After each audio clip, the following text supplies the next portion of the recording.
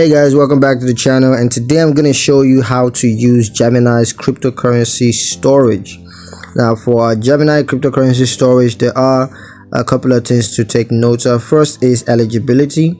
So Gemini custody is available to institutional investors such as hedge funds, family offices, and exchanges. And for multi-signature wallets, so Gemini custody uses multi-signature wallets to store cryptocurrencies, providing an additional layer of security. Now, cryptocurrencies are stored in cold storage, offline and disconnected from the internet, so you don't got to worry about that. And also Gemini custody offers insurance coverage for stored cryptocurrencies, so you have nothing to worry about. Now getting started on Gemini wallets.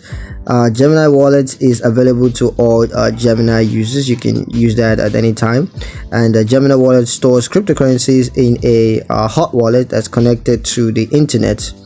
And the Gemini wallet uses multi-signature wallet to provide an additional layer of security. And there's also it requires two-factor authentication to access and manage the stored cryptocurrencies, so that makes it a lot more secure.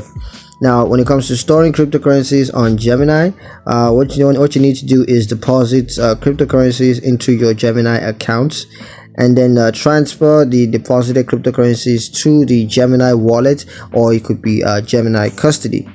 And next, you can manage stored cryptocurrencies, include viewing the balances. It could be sending or receiving the content.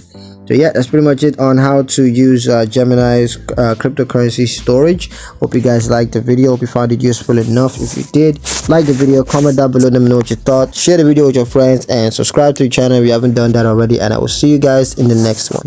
Peace.